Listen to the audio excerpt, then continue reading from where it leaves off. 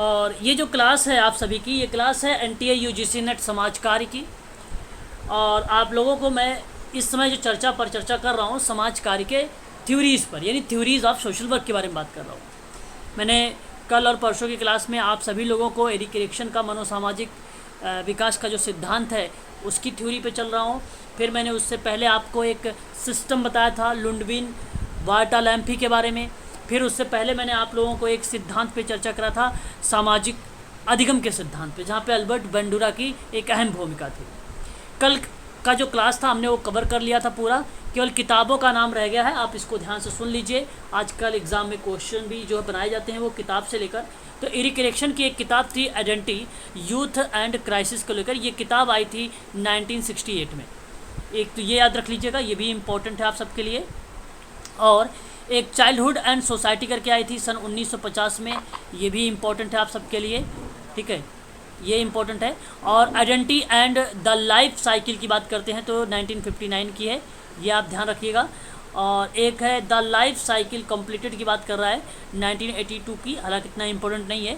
Toy and regions 1977 की है, ये भी एरिक एरिक्सन की ही है। तो ये 5 ऐसी किताबें हैं एरिक एरिक्सन महोदय की जो एग्ज़ाम में आप लोगों से हो सकता है पूछा जा सके। लेकिन जो शुरुआत की पहली और दूसरी जो किताब है ये काफ़ी इंपॉर्टेंट है, इसको आप सभी लोग जो है ध्यान रखिएगा, ठीक है। हाँ, कुछ कहना चाहते हैं कोई बच्चा? आप सभी लोग म्यूट हो जाइए, ठीक है। चलिए आगे बढ़ते हैं। और भी कुछ हमारे सामने, मैंने कल कहा था आप लोगों से कि क्वेश्चंस भी करेंगे, थोड़ा सा क्वेश्चन करेंगे, फिर हम लोग आगे बढ़ जाएंगे नेक्स्ट थ्योरी पर, सोशल थ्योरी पर क्वेश्चन करते हुए। जैसे कि प्रश्न हमारे सामने ये है कि एरिक्सन ने किस प्रकार के विकास के सिद्धांत का प्रतिपादन किया है। आपके सामने 4 ऑप्शन है, जरा मुझे बताइए।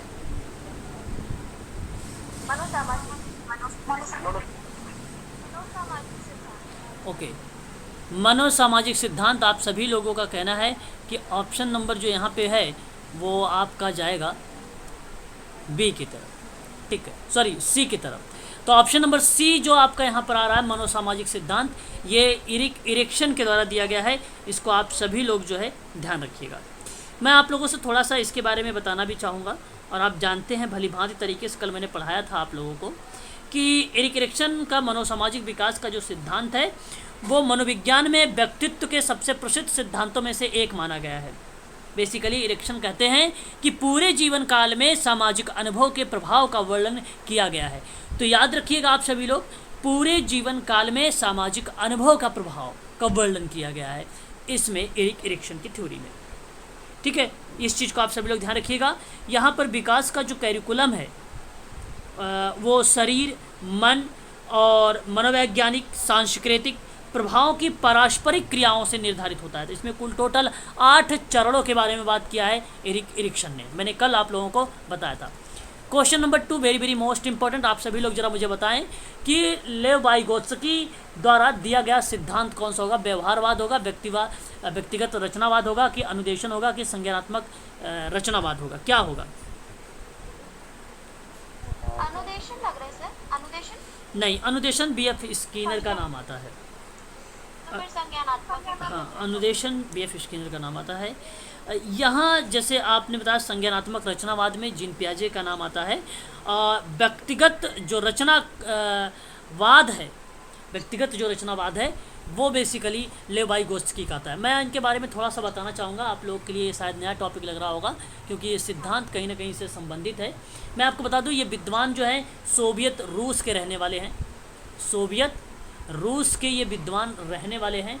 लेव वाइगोत्स्की का कहना है कि हर प्रकार के, कुछ इंपॉर्टेंट फैक्ट के रूप में आप चाहो तो नोट कर सकते हो, पहला पॉइंट के रूप में आप नोट करिए कि हर प्रकार के विकास में समाज का विशेष योगदान है।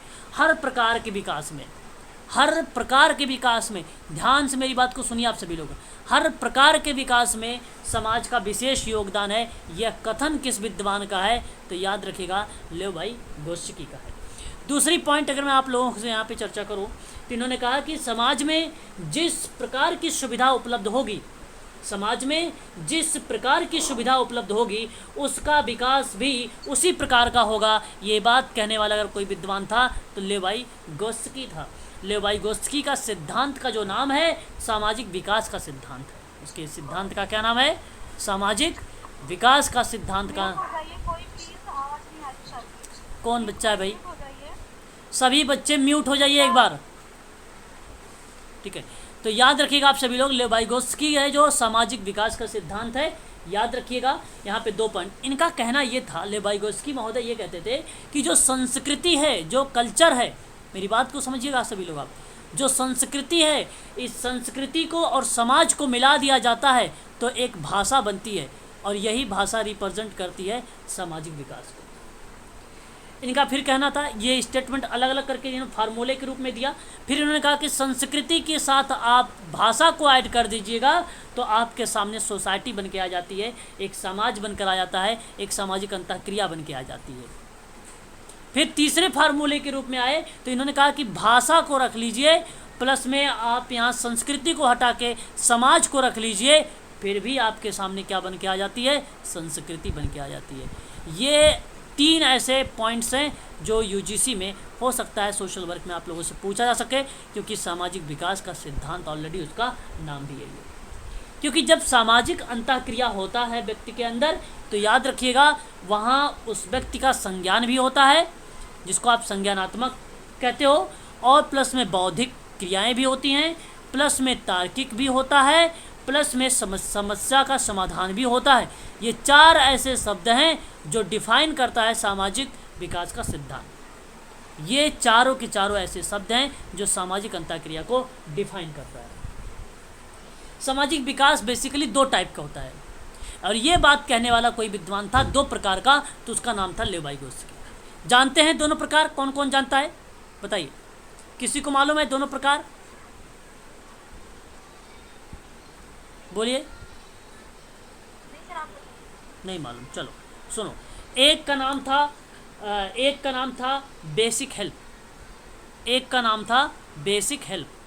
बेसिक हेल्प को शुद्ध हिंदी में सहारा देना बोलते हैं। सहारा देना बोलते हैं। ऑब्लिक करके आप लिख सकते हो सहायता देना भी, सहायता देना भी लिख सकते हो। दूसरी टाइप की अगर मैं बात करूं तो दूसरे टाइप को इसी में अगर हम बात करें तो इसका एक और नाम है, यूजीसी के टर्म में बात करूंगा मैं, स्कॉफ फोल्डिंग। स्कॉफ फोल्डिंग, ठीक है। इसी को बेसिक हेल्प कहते हैं, याद रहेगा ना? हाँ, ये याद रखिएगा। आगे अगर हम बात करते हैं दूसरे पॉइंट के बारे में, दूसरा होता है जेडपीडी। जेडपीडी को शुद्ध हिंदी में बोला जाता है समीपस्थ निकटतम विकास का क्षेत्र। समीपस्थ मैं लिख देता हूँ ताकि आप लोगों को आसानी हो समझने में। समीपस्थ विकास का क्षेत्र, विकास का क्षेत्र बोला जाता है इसको शुद्ध हिंदी में, ठीक है। और यहाँ पे आप इसको अगर इंग्लिश में बोलते हैं तो जोन ऑफ प्रॉक्सिमल डेवलपमेंटल बोला जाता है। जोन ऑफ प्रॉक्सिमल डेवलपमेंटल कहा जाता है। अभी इसके बारे में थोड़ा सा चर्चा करते हैं हम लोग। अब लेवाइगोस्की कहते थे कि वयस्क और समवयस्क, समवयस्क का मतलब होता है पीयर ग्रुप वाले को रिप्रेजेंट कर रहा है, पीयर एडल्ट वाले को रिप्रेजेंट कर रहा है। तो वयस्क और समवयस्क के साथ जो परस्पर क्रिया होती है, उसको सामाजिक विकास कहते हैं। ये कहना था उनका। आपको बता दूं, जो मैंने आधारभूत सहायता का एग्जाम्पल दिया अभी बताया है, बेसिक हेल्प या इसका फोल्डिंग जिसको बोला है, इसका मतलब होता है कि वह आधारभूत सहायता जो सेवार्थी, जो क्लाइंट, वयस्क और समवयस्क एक सामाजिक कार्यकर्ता के अंतःक्रिया के कार्यों का निष्पादन करता है, तो वह सहायता देना एक प्रकार का स्कैफोल्डिंग कहलाता है। स्कैफोल्डिंग कहलाता है। तो याद रखिएगा कि यहाँ बेसिकली ये बात कही जा रही है कि जो काम, ध्यान से मेरी बात को समझिएगा, जो काम बच्चा खुद कर लेता है, जो काम बच्चा खुद कर लेता है यानी क्लाइंट, और फिर उसके बाद ये कुछ हद तक काम स्वयं कर लेता है, लेकिन उसके बाद वो काम नहीं कर पाता है। जब वो काम नहीं कर पाता है तो यहाँ पे हम उसको बोलते हैं बेसिक हेल्प देते हैं हम। सोशल वर्कर यहाँ पे क्या करता है, बेसिक हेल्प देता है, और इसी बेसिक हेल्प को क्या बोला जाता है, इसका फोल्डिंग बोला जाता है। और फिर इसके बाद सेवार्थी उस काम को कर लेता है, तो यहाँ पर वो क्रिया जो कहलाती है वो बोला जाता है वर्तमान स्तर, उसका वास्तविक क्षमता बोला जाता है। यहाँ पे वास्तविक क्षमता बोला जाता है। तो वास्तविक किसे बोला जाएगा सर? वास्तविक क्षमता किसे बोला? ये लास्ट की पॉइंट जहाँ पे बच्चा कर लेता है। जब बच्चा वर्तमान स्तर पे आ गया, उसने कोई काम किया है तो वो मदद से किया है। एक काम जो बच्चा नहीं करता है परंतु वो मदद के माध्यम से किया है, वो उसका वर्तमान स्तर बन गया है, और वही संभावित क्षमता है उस बालक की। और जो उपलब्धि योग्यता है उसकी, वो उपलब्धि योग्यता बेसिक हेल्प है, बेसिक हेल्प है। ठीक है, तो ये था इसका फोल्डिंग। बात करते हैं जेडपीडी। जेडपीडी क्या होती है? ये सब इसमें जो बच्चा होता है वो छात्र के साथ भी सीखता है, और अगर उसे ऐसा वातावरण ना मिले तो वो समाज से भी सीखता है, मतलब दोनों ही कंडीशन में वो लर्निंग कर लेता है। कहने का मतलब यहाँ पे हुआ कि एक बच्चा जो कर नहीं पाता है, और वहाँ जो बच्चा नहीं कर पा रहा है कार्य, वहाँ उसकी वास्तविक क्षमता है। आपने वहाँ एक बच्चे को सहायता तो दिया उस काम को पूरा करने के लिए। मैं आपको यहाँ पे समझाना चाहूँगा, मेरी बातों को समझो आप सभी लोग। जो जेडपीडी है वह एक काम जो बच्चे में खुद यानी स्वयं किया, और एक काम जो उसने सहायता से किया, इन दोनों कामों के बीच में अंतर पाया जाता है। एक काम आपने स्वयं कर लिया और एक काम आप मेरी मदद से कर रहे हैं, इन दोनों के बीच में जो अंतर देखने को मिल रहा है आपको, यही जेडपीडी है। यही क्या है? जेडपीडी है। अब क्लियर हुआ? हाँ सर। हाँ, याद रखिएगा, जब एग्जाम में पूछे पारस्परिक अधिगम किसने बोला, लेवाइगोत्स्की। सामाजिक संरचना का सिद्धांत किसने बोला, लेवाइगोत्स्की। सामाजिक अंतःक्रिया किसने बोला, लेवाइगोत्स्की। लेकिन लेवाइगोत्स्की एक और बात कहते हैं कि विचार पहले आता है, विचार के माध्यम से भाषा डेवलप होती है। लेकिन अगर हम जब बात करते हैं जीन पियाजे महोदय के, तो जीन पियाजे कहते हैं कि पहले भाषा आती है फिर विचार आता है। ये जीन पियाजे बोलते हैं। लेकिन पहले विचार आता है फिर भाषा आती है, तब सामाजिक विकास की प्रक्रिया में सहायक होता है, तब ये लेवाइगोत्स्की कहते हैं। और सामाजिक अंतःक्रिया में संज्ञानात्मक का विकास होता है। सामाजिक सह संबंध जो होता है वो सामाजिक विकास में सहायक होता है, अधिगम विकास को बढ़ाती है। ये बात कहने वाला कोई विद्वान है तो लेवाइगोत्स्की है, याद रखिए। पहले देखिए, अगर भाषा की बात करेंगे तो वो स्टेटमेंट है जीन पियाजे का। पहले भाषा आएगी तो जीन पियाजे कहेंगे। यदि पहले विचार आता है किताब आपके पेपर में, तो वो स्टेटमेंट होगा लेवाइगोत्स्की का। तो दोनों में आलोचनाएं हुई हैं, है ना, दोनों में, जीन पियाजे में और इनमें। देखिए मैं बताऊं कैसे आलोचना हुई है, यहाँ मैं आपको समझा दूँ, थोड़ा सा समझ लीजिए। देखिए, एक तरफ जीन पियाजे हैं, एक तरफ जो है वाइगोत्स्की हैं। अगर मैं जीन पियाजे की बात करूं तो जीन पियाजे ने कहा कि बच्चा विश्व में ज्ञान का निर्माण करता है। बच्चा विश्व में ज्ञान का निर्माण करता है। किसका निर्माण करता है? ज्ञान का। लेकिन लेवाइगोत्स्की कहते हैं बच्चा सक्रिय रूप से संज्ञान का निर्माण करता है। ये क्या बोलते हैं? सक्रिय रूप से संज्ञान का निर्माण करता है, और ये लेवाइगोत्स्की कहते हैं। अगर हम बात करें इनके बारे में, तो इन्होंने कहा कि अधिगम जो होता है, पियाजे ने कहा कि जो अधिगम होता है, लर्निंग जो होती है, वो विकास की प्रक्रिया को आधार बनाती है। विकास की प्रक्रिया को क्या बनाती है? आधार। और ये क्या आधार बनाती है? अधिगम। लेकिन लेवाइगोत्स्की कहते हैं कि अधिगम प्रक्रिया विकास को आगे बढ़ाती है। यहाँ अधिगम विकास की प्रक्रिया को आधार नहीं बनाती है, यहाँ अधिगम प्रक्रिया विकास को आगे बढ़ाती है। ये बात कहते हैं लेवाइगोत्स्की, आगे बढ़ाती है ये। ठीक है। और भाषा विचार पर आधारित है। भाषा जो है विचार पर आधारित है, तो यानी इन्होंने सबसे पहले भाषा को रिप्रेजेंट किया। और फिर इनका कहना है कि जो भाषा है और विचार है वो प्रारंभ में दो अलग अलग प्रक्रियाएं हैं, तो इसलिए विचार और भाषा दोनों ही सामाजिक क्रिया पर आधारित है, परंतु विचार पहले आता है। और फिर इनका कहना है कि बच्चे का प्रारंभिक विकास अहम केंद्रित होता है। क्या होता है? अहम केंद्रित होता है। लेकिन लेवाइगोस्की ने क्या बोला कि बच्चे का जो विकास होता है वो अंतःवाक से होता है। इसको एग्ज़ाम में पूछा गया प्रश्न है ये सीटेट का, तो ये प्राइवेट स्पीच बोलते हैं इसको, और इसी को अंतःवाक कहते हैं, अंतःवाक बोलते हैं इसी को, आंतरिक वाक भी इसी को कहा जाता है। और इनका कहना है कि ये 2 वर्ष में आता है, और जीन पियाजे कहना है 3 वर्ष में आता है अहम केंद्रित भाषा। ये 3 वर्ष में बालक क्या आता है, ये 2 वर्ष में आता है। समाज बच्चों के संज्ञानात्मक विकास में अविकसित है, अविकसित है समाज, तो जाहिर सी बात है जीन पियाजे ने कहा होगा, राइट। और जब जैविक कार्य की कोई भूमिका नहीं है, इसमें कहा कि जैविक कार्य की भी समाज में सोशल में जो हेरिडिटी है उसकी कोई भूमिका नहीं है। सोसाइटी की भूमिका है, समूह की भूमिका है, अधिगम की भूमिका है, भाषा की भूमिका है, संस्कृत की भूमिका है, समूह की भूमिका है। इनका कहना है कि बच्चे में सामाजिक विकास में केवल वातावरण का विकास होता है, केवल वातावरण का, और वातावरण और वंशानुक्रम बच्चे के विकास में दोनों भूमिका निभाता है। ये बात जीन पियाजे कहता है। तो ये आलोचनाएं हुई हैं, मैंने आपको दोनों के अंतर बता दिए हैं, बहुत ही इंपॉर्टेंट थे जो एग्जाम में आप लोगों से पूछे जा सकते हैं। आगे बढ़े नेक्स्ट क्वेश्चन पर। हाँ, मुझे एक बार पियाजे की वो एक लाइन लिखवा दीजिए सर, जिसमें इन्होंने कहा था सक्रिय संज्ञान का निर्माण करता है, और उन्होंने कुछ अपोजिट बोला था पियाजे ने। देखिए पियाजे ने कहा कि बच्चा जो है विश्व में ज्ञान का निर्माण करता है। बच्चा जो होता है ना वो विश्व में ज्ञान मतलब विश्व खोज करता, बच्चा विश्व की खोज करता है, खोज करता है, और ये जीन पियाजे का है।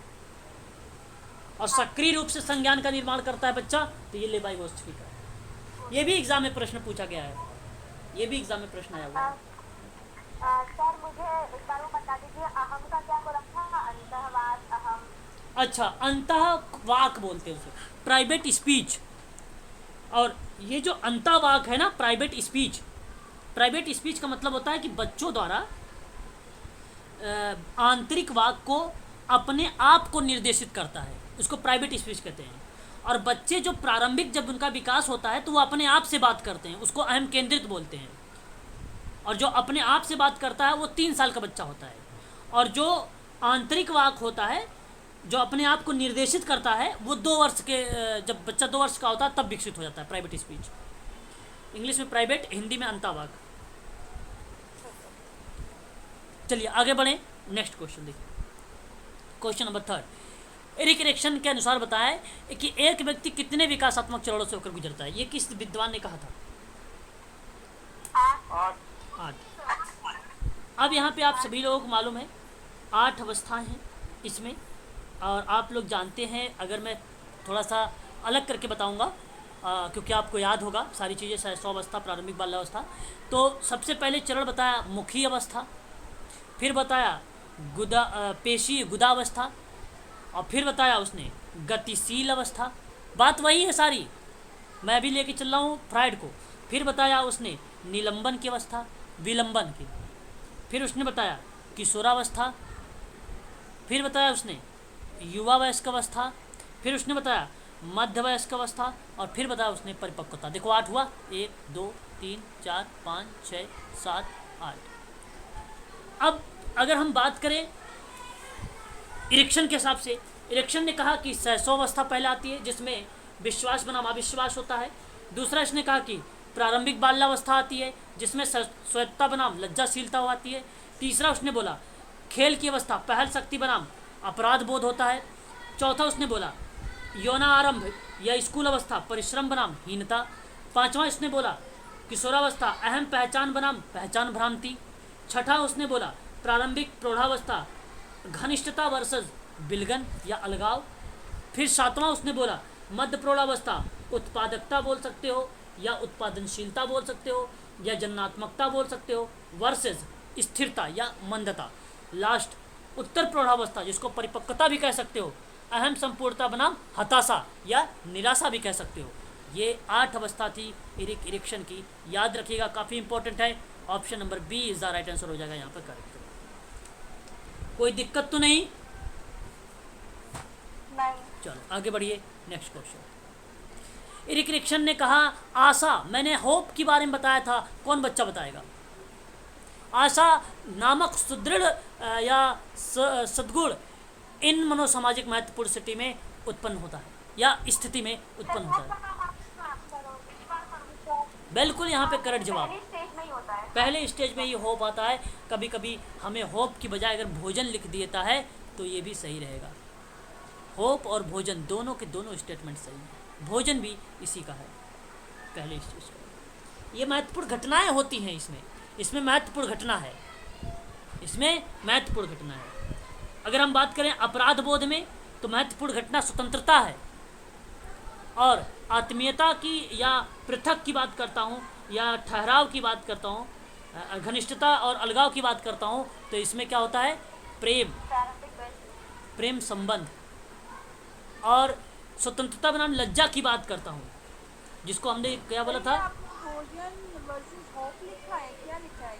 होप, आशा। आशा। होप माने आशा ही होता है ना। आंसर पर भोजन लिखा है ना आगे।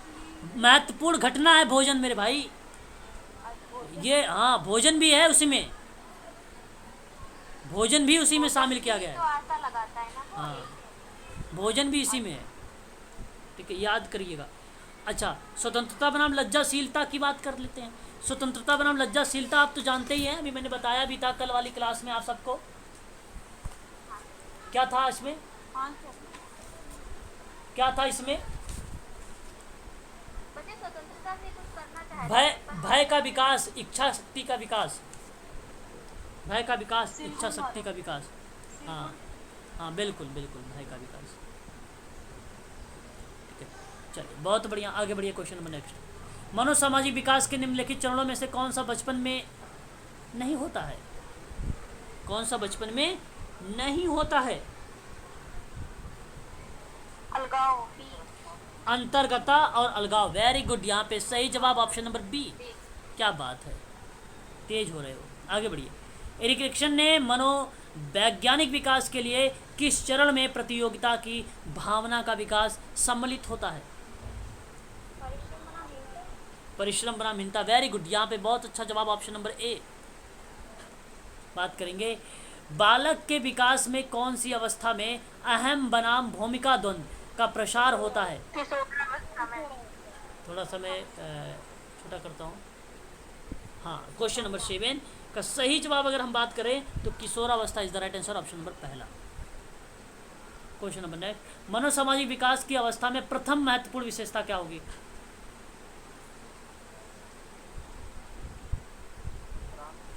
संक्रांति, क्राइसिस, ऑप्शन नंबर सी।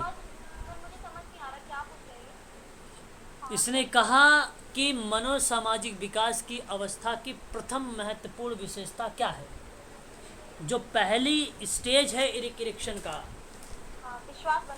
अविश्वास वाली, उसकी एक महत्वपूर्ण विशेषता क्या है ये बताएगा। मैंने जब शुरुआत में कल आप लोगों को 2-4 पॉइंट लिखवाया था, मैंने कहा था कि अवस्थाओं में पूरा या पूर्ण करने का प्रयास करता है। प्रत्येक अवस्था में व्यक्ति को सकारात्मक और नकारात्मक विकल्प के बीच में संघर्ष होता है, तो उसको हम लोग विकासात्मक संकट कहते हैं, डेवलपमेंटल क्राइसिस बोलते हैं। उसका सामना करना पड़ता है हमें। तो ऐसे कंडीशन पे जब बच्चा या शिशु विश्वास करना सीखता है, अगर हम उसके सही तरीके से ख्याल रखते हैं तो उसके अंतर्गत विश्वास पैदा होता है, और सही तरीके से उसका ध्यान नहीं रखते हैं तो अविश्वास की भावना उत्पन्न होती है।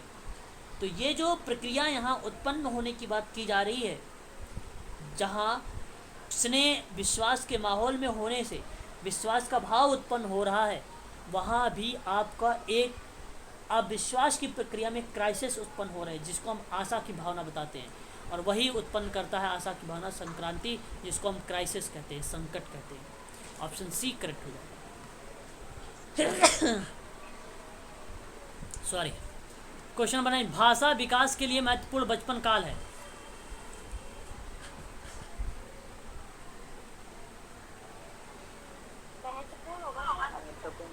अति संवेदनशील होगा। अति संवेदनशील, ऑप्शन नंबर सी सही रहेगा। भाषा विकास के लिए सर्वाधिक संवेदनशील अवधि निम्नलिखित में से कौन सी है? बचपन का समय, हाँ प्रारंभिक बचपन का समय, ऑप्शन नंबर आप, हाँ प्रारंभिक बचपन का समय जो होता है भाषा, अरे भाई भाषा विकास के लिए अगर हम बात करेंगे, समझने की कोशिश करिए आप सभी लोग, है ना, अच्छी चीज़ें हैं। भाषा विकास के लिए सर्वाधिक संवेदनशील अवधि प्रारंभिक बचपन का समय है, प्रारंभिक बचपन का समय, ठीक है। तो प्रारंभिक बचपन का समय, देखिए क्या होता है ऐसे कंडीशन पर, मैं आपको बता दूं कि मनुष्य ज्ञान को एक प्रकार से बूझने और समझने के साथ साथ शब्दों और वाक्यों को संप्रेषित करने और उसका उपयोग करने की क्षमता प्राप्त करता है। तो ऐसी कंडीशन पर अगर हम बात करते हैं तो 3 से 5 वर्ष की आयु में प्रारंभिक बाल्यावस्था की अगर हम बात करें या बचपनावस्था की, यहाँ पे उत्तर की बात हो रही, सॉरी पूर्व की बात होगी ना कि उत्तर की होगी। तो यहाँ पर जब बौद्धिक विकास की बात आती है तो वह वस्तुओं के रंग, आकृति, आकार की पहचान करता है। तो इस अवधि में भाषा का अर्जन यानी एक्वायर और विकास का सबसे महत्वपूर्ण अवधि के रूप में ये जाना गया। तो यहाँ पे जो है बच्चा विद्यालय शिक्षा से जुड़ा हुआ कौशल को सीखता है बच्चा, ठीक है, याद रखिएगा। तो यहाँ पे मैं आप लोगों से कहूँगा ऑप्शन आपका सही रहेगा पहला वाला। यह किसका दृष्टिकोण है कि प्रत्येक बालकों में ग्रहण भाषा ग्रहण उपकरण विद्यमान होता है?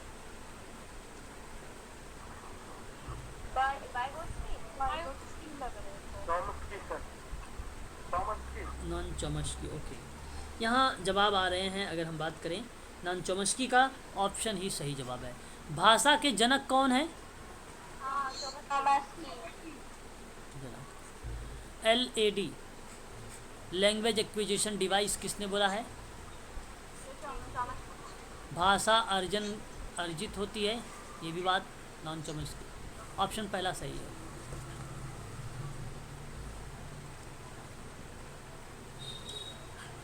भाषा विकास की अवस्था है केंद्रक, हाव भाव, बुदबुदाना, उपरिक्त सभी। जी सभी करेक्ट जवाब हो जाएगा ऑप्शन नंबर डी। देखिए आप समझिए यहाँ पर अच्छे से, ठीक है। भाषा विकास की अवस्था क्रंदन, है ना, हाव भाव, बुदबुदाना, ये सभी जो होती हैं एक प्रकार की भाषा विकास की अवस्थाएं होती हैं। ऐसे में इसको हम क्राइंग बोलते हैं, क्रंदन को। हाँ, जैसे भाषा विकास की दृष्टि से बच्चों में जन्म के समय और उसके बाद भी रोने वाला जो व्यवहार होता है वो क्रंदन होता है। ये काफ़ी महत्वपूर्ण है। जन्मों उपरांत प्रारंभिक महीनों में बच्चा क्रंदन अधिक करता है, ये बात आप लोग जानते हैं, है ना। और क्रंदन जो व्यवहार है वो प्रथम सप्ताह के क्रंदन व्यवहार से भिन्न मालूम होता है।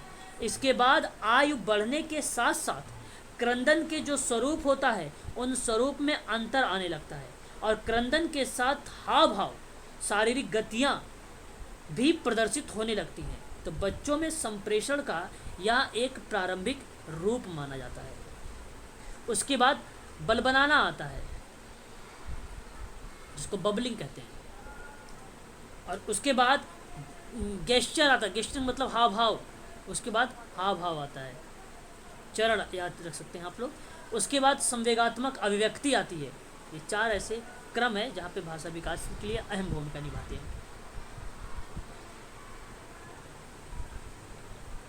क्लियर? क्वेश्चन नंबर 13, जिन शिशुओं में बुदबुदाने की क्रिया जल्दी विकसित होती है और देर तक बनी रहती है तो वे शीघ्र बोलना सीख जाते हैं, यह कथन किसका है? बुल्लर, राउथ और लाइलिंग।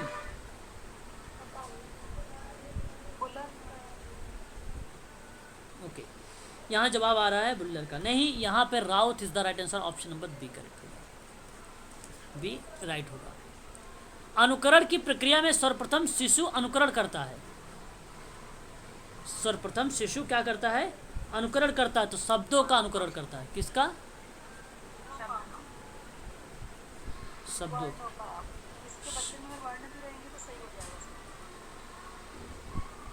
केवल वर्ण रखोगे तो सही होगा, परंतु अनुकरण जितना बढ़िया शब्दों से होगा अनुकरण से, वैसे शब्दों वर्ण भी हो सकता है परंतु वर्ण नहीं आएगा। वर्ण थोड़ा सा छोटी यूनिट है ना। आगे बात करते हैं। भाषा वह घटक है जो ध्वनि की गति के अनुक्रम संचालन एवं उसकी रचना से संबंधित नियम की चर्चा करता है। उसे क्या कहते हैं? विज्ञान, अर्थ विज्ञान, व्याकरण या स्वर विज्ञान? स्वर विज्ञान बोलते। ध्वनि की गति का अनुक्रम संचालन में उसकी रचना से संबंधित नियम पर जो चर्चा करते हैं उसे हम लोग स्वर विज्ञान कहते हैं। स्वर विज्ञान। भाषा प्रभावित करती है किसको? विचार को। तो फिर तो सही हो ही जाएगा आपका। और ये कथन किसने कहा था? पहले भाषा जीन पियाजे। किसने प्रस्तावित किया कि भाषा और विचार स्वतंत्र होता है?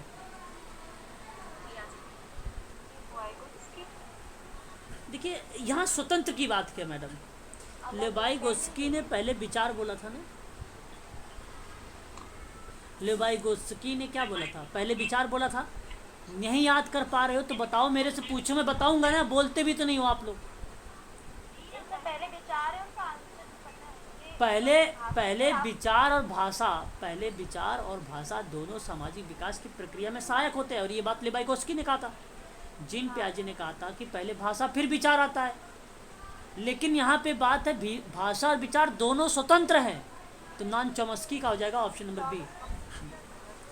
चॉम्स्की का हो जाएगा। लॉरेंस कोहलबर्ग के अकॉर्डिंग नैतिक विकास क्या स्तर बताइए। देखिए आप लोग जानते भी होंगे नैतिक विकास के बारे में, मुझे बताने की जरूरत भी नहीं। कितने? 0 से। और कोई बताएगा मुझे कितने हैं नैतिक विकास?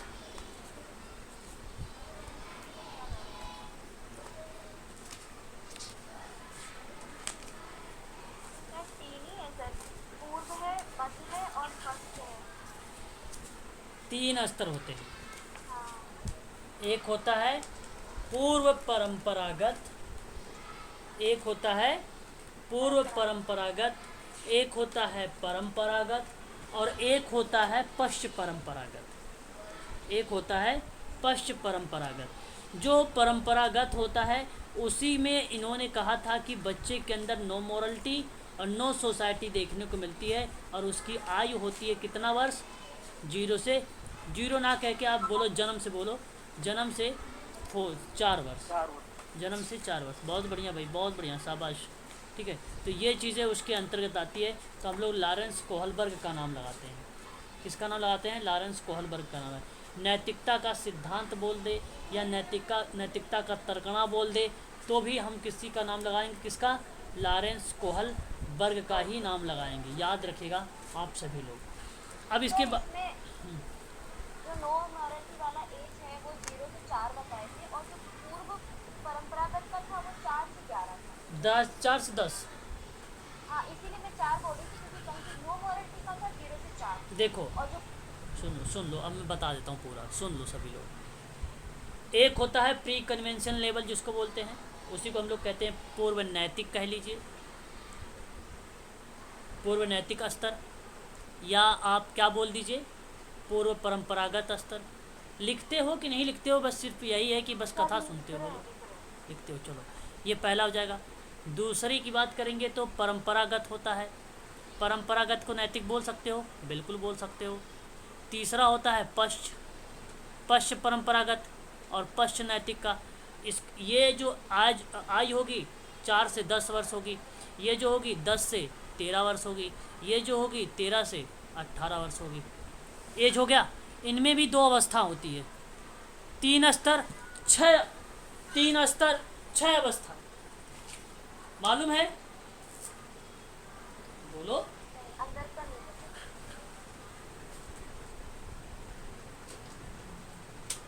होता है कि नहीं होता है? 3 स्तर 6 अवस्थाएं। नहीं पता सर। अच्छा जी, चलो फिर लिखो। एक स्तर होता है आपका, पहली अवस्था में लिखिए, यहाँ पर नंबर 1 अवस्था डालते रहिएगा आप सभी लोग, ताकि आपको स्पष्टीकरण भी होता रहे सभी लोगों को।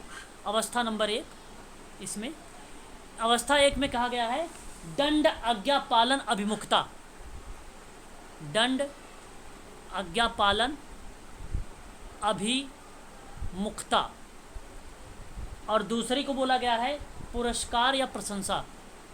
पुरस्कार या प्रशंसा। आपको बता दूं, इसी को आर्टिफिशियल आनंदवाद के अभिमुखता भी बोला जाता है। आर्टिफिशियल। इसमें आप ये शब्द याद रखिएगा, जो मैं दंड की बात कर रहा हूँ आप लोगों से, इसमें नैतिकता का प्रथम अवस्था बताया गया, और दंड से बचने के लिए नैतिक नियमों का पालन करता है। अब अभी आप कोई सामान मंगवाते हैं छोटे बच्चों से घर से, और फिर उसे कहें अगर नहीं लाएगा तो उसे आप दंडित करते हैं, तो उसके डर से, उसके भय से उस नैतिक नियमों का पालन करता है, तो इसलिए इसको बोला गया दंड आज्ञा पालन का अभिमुखता। दूसरा है पुरस्कार।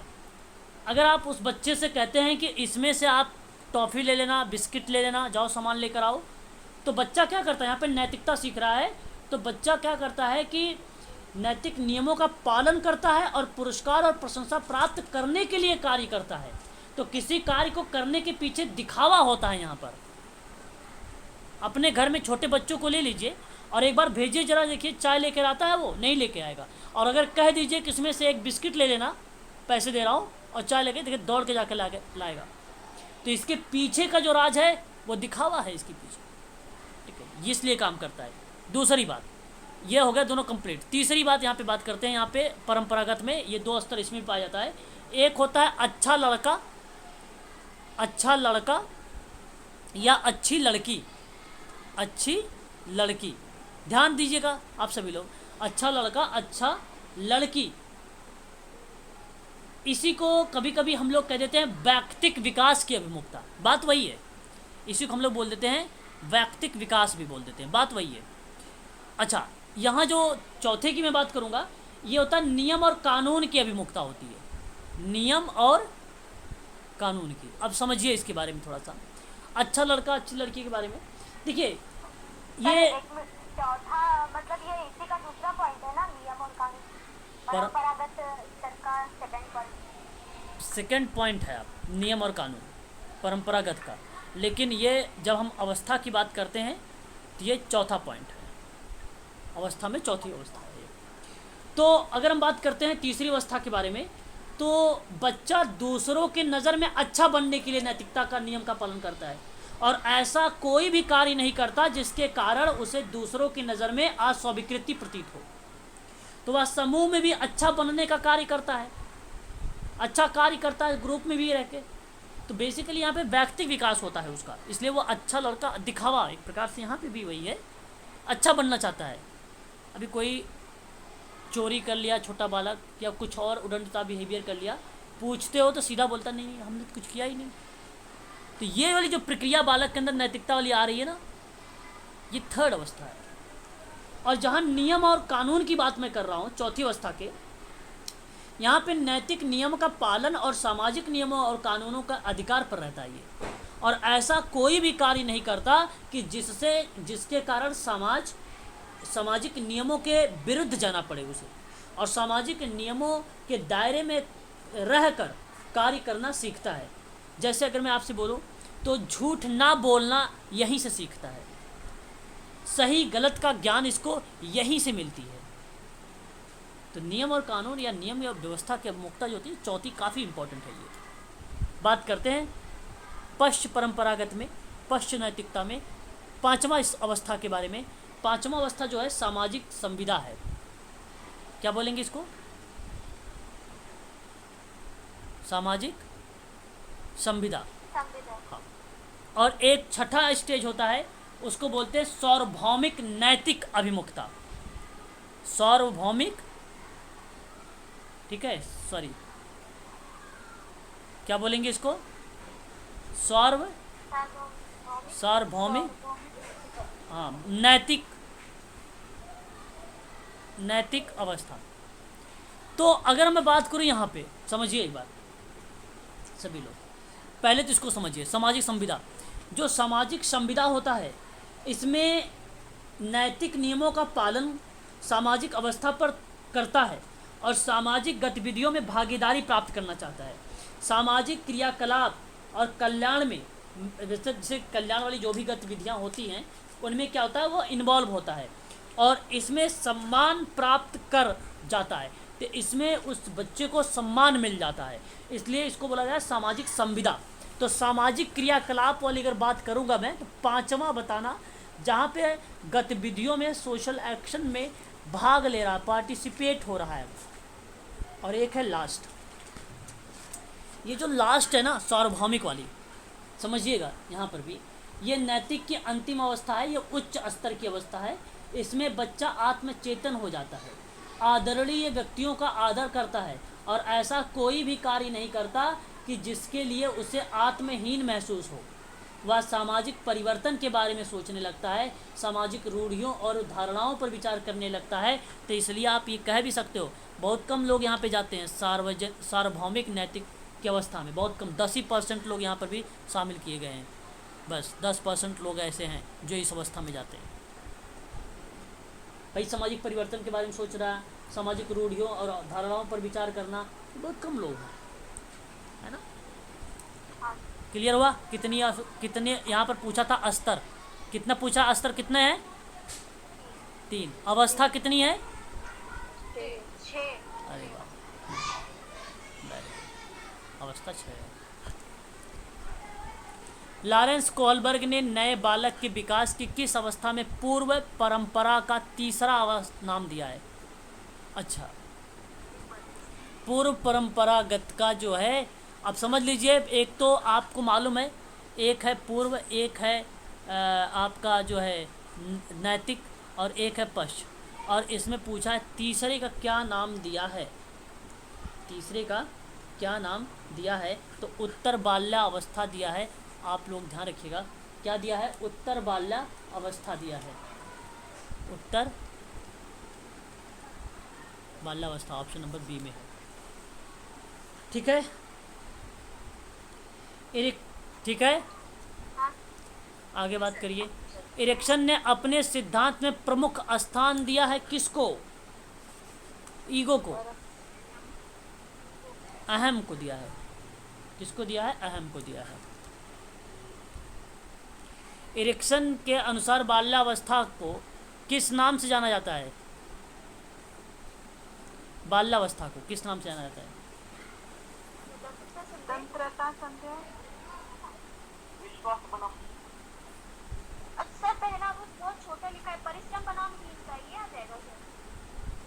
परिश्रम बनाम हीनता ही सही है, ऑप्शन नंबर ए से। नहीं, देखिए ये छोटा हुआ है, ठीक है, छोटा, ठीक है, मैंने इसको कट करके पेस्ट किया है, ठीक है। बाकी देखिए, मनोसामाजिक विकास की किस अवस्था में नर्सरी स्कूल एज कहा जाता है? मनोसामाजिक विकास में किस अवस्था को नर्सरी स्कूल एज कहा जाता है?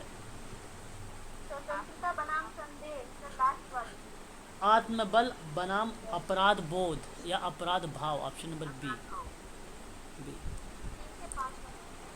निम्नलिखित में से कौन सी इरिक्सन द्वारा प्रदत्त किशोरावस्था की मनोसामाजिक अवस्था है?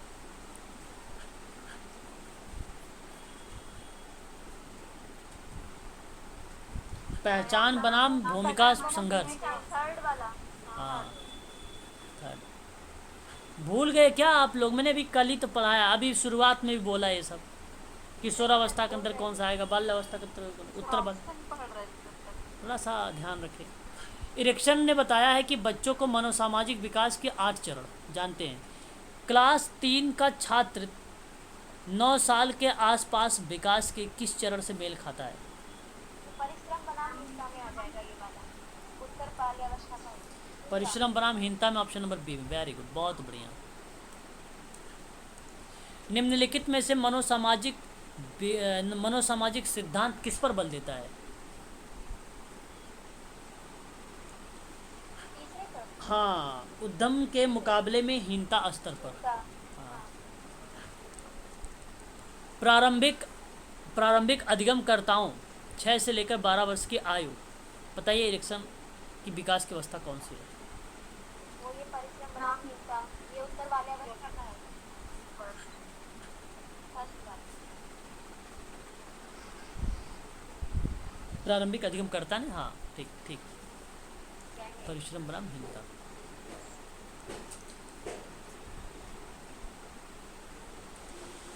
विकास का मनोसामाजिक अवस्था दृष्टिकोण प्रतिपादित किया है। निरीक्षण। अच्छा जी। इरेक्शन के विकास के सिद्धांत में कुल कितनी अवस्थाएं हैं? 8 अवस्थाएं। 8। चलो, ये हो गया कंप्लीट। ठीक है, क्लियर हुआ? क्वेश्चन हमने जो था कल लिया था, वो सारे क्वेश्चन हमने यहाँ पे कंप्लीट करवा दिए आपको। थोड़ा सा उसके संबंध में जितने भी प्रश्न बनेंगे आप आसानी से कर लेंगे, है ना? चलो, पीडीएफ है ना ये सर पूरी? हाँ हाँ, पीडीएफ ही तो चलती है यहाँ पे। नहीं, ये जो अभी क्वेश्चन कराए ना, ये वाली भी पीडीएफ है ना, मिल जाएगी? हाँ, पीडीएफ अभी भेज देता हूँ, अभी भेज दूँगा PDF। सारा पीडीएफ ही का बताऊँ। ठीक है, चलिए अब आगे बढ़िए। ठीक है, मनोदैहिक सिद्धांत। मनोदैहिक सिद्धांत किसने बोला है? फ्राइड ने। मनोदैहिक सिद्धांत की बात करते हैं तो सिगमंड फ्रायड ने। ओके, एक चीज़ आप सभी लोग ध्यान रखिएगा, सामाजिक व्यवहार का जो सिद्धांत रहा, जो सामाजिक व्यवहार का सिद्धांत रहा, जिसमें परिकल्पनाओं को महत्वपूर्ण बातें कहते हुए मूर्त प्रदर्शन के रूप में लागू करना या प्रदर्शन अध्ययन के सैद्धांतिक साहित्य की समीक्षा करना, ऐसी क्रियाओं पर संचालित सिगमंड फ्रायड ने मनोदैहिक सिद्धांत दिया। साइकोडायनेमिक सिद्धांत, जो मनोविश्लेषणात्मक के नाम से जानी गई, जिसके संस्थापक थे सिगमंड फ्रायड। क्या नाम था उनका? Sigmund Freud. सिगमंड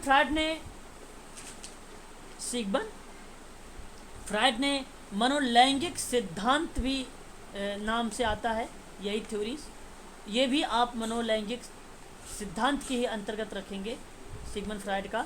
और ये ऑस्ट्रिया के रहने वाले व्यक्ति हैं, यहूदी थे, और इनकी किताब I the interpretation of dreams करके, वो किताब काफ़ी ज़्यादा फेमस रही थी सिगमंड फ्रायड। तो यहाँ पे इन्होंने कहा है मनोदैहिक सिद्धांत में कि मनुष्य जैविक रूप से संतुष्टि प्राप्त करने में या संतुष्टि प्राप्त करने के लिए प्रेरित होता है। लोग बचपन के अनुभवों से उत्पत्ति के साथ सचेत जागरूकता से बाहर विकसित प्रक्रियाओं के आधार पर ऐसा करते हैं। ठीक है, तो इसमें आप सभी लोगों को बता दूं, कुछ इन्होंने सिगमंड फ्रायड ने कुछ ऐसे शब्द दिए, जैसे लिबिडो की बात मैं करूं। लिबिडो, थोड़ा सा शब्द समझा देता हूं। लिबिडो का नाम आपने वो सुना होगा। लिबिडो काम शक्तियों की हम कहते हैं, काम शक्तियों कहते हैं, जिसमें सुख की प्राप्ति होती है। प्रेम, स्नेह और काम प्रवृत्ति को सिगमंड फ्रायड ने लिबिडो का नाम दिया था, और यह एक स्वाभाविक प्रवृत्ति है, और यदि इस प्रवृत्ति का दमन करने की कोशिश की जाती है तो व्यक्ति कुसमायोजित हो जाता है। व्यक्ति क्या हो जाता है? कुसमायोजित हो जाता है। तो मानसिक शक्ति जिसके द्वारा मनुष्य की सब प्रकार की क्रियाएं संचालित होती हैं, ये बात याद रखिएगा। इसमें कहीं ना कहीं मनोलैंगिक विकास की अवस्था में, जिसको आप साइकोसेक्सुअल डेवलपमेंटल कहते हैं, उसमें लिबिडो की एक अहम भूमिका देखने को मिल जाती है। एक शब्द है लिबिडो के साथ साथ में, याद रखिएगा, स्वामो। यूजीसी में पूछा जाता है, कभी कभी स्वामो लिख देगा, या तो फिर सीधा सीधा नार्सिज्म। क्या नॉर्सिज्म बोलते हैं ना? हाँ, बिल्कुल बिल्कुल करेक्ट जवाब। ये बेसिकली शैशवावस्था में होता है ना?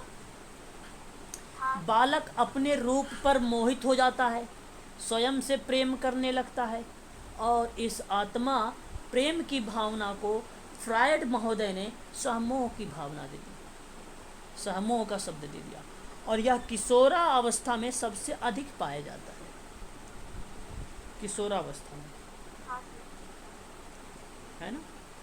आप लोग जब किशोरावस्था में रहे होंगे तो आप लोग अपने चेहरे को कई बार देखते रहे होंगे, खूब सजते संवरते रहे होंगे, है कि नहीं। वही क्रिया नॉर्सिज्म कहलाती थी, वही क्रिया नॉर्सिज्म कहलाती है, सहमोह कहलाती है। आगे सिगमंड फ्रायड ने दो ऐसी मूल प्रवृत्तियों को दिया जो काफ़ी बार एग्ज़ाम में पूछा गया, जिसको एक का नाम दिया इरोस। इरोस को शुद्ध हिंदी में यौन प्रेम कहा गया, और इसी को जीवन की मूल प्रवृत्ति भी कही गई। तो जीवन जीने के लिए साधन जुटाने के लिए अभिप्रेरित करती है ये इरोस। काम शक्ति में सभी जीवन मूल प्रवृत्तियों से संबंधित शक्ति शामिल है, जिसमें काम वासना, भूख, प्यास, रोना इत्यादि चीज़ों को शामिल किया गया, और यह नाम रखा गया इसका इरोस। क्या नाम रखा गया? इरोस। और एक मूल प्रवृत्ति थी मुमुर्षा। मुमुर्षा को बोला गया थेनाटोस, और ये थेनाटोस जो शब्द है वो प्राइड के द्वारा बताया गया है, परंतु अगर सिगमंड फ्रायड ने इसको नाम दिया है तो मुमुर्षा नाम दिया है, और सिगमंड फ्रायड ने इसको मृत मूल प्रवृत्ति का भी नाम दिया है। तो इसका संबंध जो होता है विध्वंस और विनाशकार से होता है, ठीक है। और जब इसके जीवन का उद्देश्य की मृत्यु हो जाती है तो मृत्यु प्राप्त करने की अचेतन भावना में मृत मूल प्रवृत्ति को शामिल करता है। तो ऐसे में प्राइड एक ऐसे विद्वान थे जिन्होंने थेनाटोस शब्द को संचालित किया। शुद्ध हिंदी में मुमुर्षा कहा जाता है, और ये शब्द किसका है याद रखिएगा आप सभी लोग, किसका ये शब्द? सिगमंड फ्रायड का। फ्रायड ने शब्द दिया है और फ्रायड ने डिफाइन किया। बस हो गया। सर ये जो इरोस है इसकी अवस्था क्या आएगी? एज देखो, इसका जो आएगा वो 3 अवस्था तक आएगी, 3 अवस्था तक में रखिए आप, 3 से 6 तक। इसमें भी अवस्था होती है क्या? जी, अवस्था एग्जैक्ट नहीं होती है इसकी कि ये अवस्था इसमें पाई जाती है, ऐसा नहीं एग्जैक्ट कहेगा, लेकिन अंडरस्टैंडिंग के आधार पे आप समझिए 3 जो अवस्थाएं हैं लैंगिक अवस्था तक के, आप समझिए इरोस वहाँ तक मिल सकता है, 3 से 6 साल, ठीक है। परंतु इसकी अगर सबसे पहली अवस्था की बात करें मुखा वाली, उसमें सबसे ज़्यादा सुटेबल है ये इरोस, ठीक है मैडम। हाँ सर। चलो, मैं सोच रहा हूँ कल इसके बारे में पढ़ेंगे, ठीक ना। थोड़ा सा बहुत सारे कंटेंट है, लिखना भी होगा आप लोगों का, है ना, लिखवा भी देंगे, ठीक है। रहने दो, कल कर लेंगे इसके बारे में, है ना।